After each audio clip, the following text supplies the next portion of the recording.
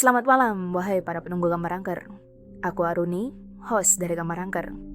Di kesempatan kali ini aku akan menceritakan tentang sebuah kisah dari seorang murid bekas sekolah yang katanya angker. Sekolah ini terkenal bukan karena prestasinya, tapi karena cita-cita seram yang beredar. Seperti apa ceritanya? Mari kita langsung dengarkan saja di cerita yang kuberi judul 3 tahun di sekolah angker. Aku seorang alumni SMA Garuda, sekolah yang terkenal bukan karena prestasinya, tapi karena cerita-cerita seram yang beredar. Sekolah ini terletak di sebuah kota yang agak terpencil, dikelilingi oleh pepohonan rindang dan bangunan-bangunan tua yang menambah kesan mistis. Aku bersekolah di sana selama 3 tahun, dan selama itu aku mengalami sendiri beberapa kejadian aneh yang membuat bulu kuduk berdiri. Namaku Rina, dan inilah kisahku. Awalnya aku tidak percaya dengan semua cerita hantu yang diceritakan oleh kakak kelas. Aku pikir itu hanya bualan anak-anak untuk menakut-nakuti siswa baru. Tapi semua itu berubah ketika aku sendiri mulai merasakan hal-hal aneh. Kejadian pertama terjadi saat aku mengikuti kegiatan ekstrakurikuler jurnalistik. Saat itu, kami harus menyelesaikan tugas membuat liputan tentang sejarah sekolah. Aku dan 2 temanku, Budi dan Santi, memutuskan untuk mencari informasi di perpustakaan sekolah pada sore hari. Perpustakaan sekolah terletak di gedung belakang, gedung yang paling tua dan jarang digunakan. Saat kami sedang asyik mencari buku-buku sejarah, tiba-tiba lampu perpustakaan mati. Kami bertiga terdiam, mencoba mencari sumber cahaya. Budi menyalakan senter dari ponselnya dan kami mulai mencari saklar lampu. Saat Budi menyorotkan senternya ke arah rak buku, kami melihat sosok putih melintas di antara rak. Kami bertiga langsung berteriak ketakutan dan berlari keluar perpustakaan tanpa membawa buku apapun. Sejak saat itu, aku mulai percaya dengan cerita-cerita hantu di sekolah.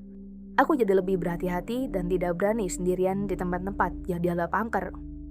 Kejadian kedua terjadi saat acara perkemahan sekolah. Kami berkemah di dekat sekolah, di sebuah hutan kecil yang memang sering digunakan untuk kegiatan outdoor. Malam itu, aku kebagian tugas jaga malam bersama dengan teman sekelasku, Nuri. Saat tengah malam, suasana hutan terasa sangat sunyi dan mencekam. Hanya suara jangkrik dan burung hantu yang memecah keheningan. Tiba-tiba, kami mendengar suara langkah kaki mendekat ke arah tenda kami. Kami berdua langsung siaga, mengira ada hewan buas yang mendekat. Namun, suara langkah kaki itu semakin dekat. Dan kami bisa mendengar suara seperti orang berbisik.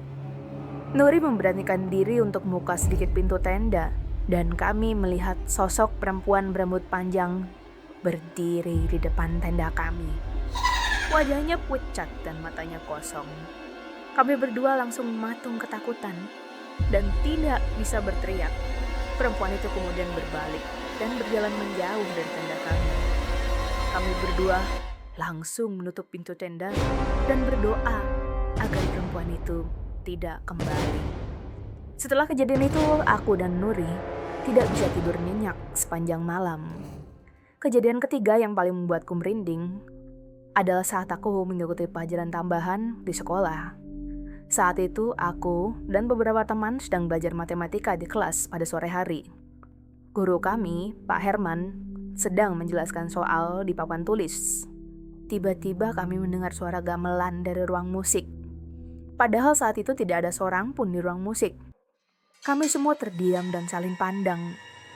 Pak Herman mencoba mengabaikan suara itu dan melanjutkan penjelasannya. Namun, suara gamelan itu semakin keras dan jelas. Bahkan, kami bisa mendengar melodi lagu yang dimainkan. Kami semua menjadi semakin ketakutan dan tidak bisa berkonsentrasi pada pelajaran. Pak Herman akhirnya memutuskan untuk menghentikan pelajaran dan menyuruh kami pulang. Selama 3 tahun bersekolah di SMA Garuda, aku mengalami banyak kejadian aneh yang tidak bisa dijelaskan dengan akal sehat. Aku percaya bahwa sekolah itu memang angker, dan dihuni oleh makhluk-makhluk halus. Setelah lulus dari SMA Garuda, aku melanjutkan kuliah di kota lain. Aku jarang kembali ke sekolah, tapi aku tidak pernah melupakan semua pengalaman yang pernah aku alami di sana. Setiap kali aku mendengar cerita tentang SMA Garuda, aku selalu teringat dengan semua kejadian aneh yang pernah aku alami. Aku juga selalu merinding setiap kali membayangkan sosok perempuan berambut panjang yang pernah aku lihat di hutan. Beberapa tahun kemudian, aku mendengar kabar bahwa SMA Garuda akan direnovasi. Gedung-gedung tua akan dirobohkan dan diganti dengan bangunan yang lebih modern. Aku merasa sedih mendengar kabar itu. Aku merasa bahwa sekolah itu akan kehilangan identitasnya.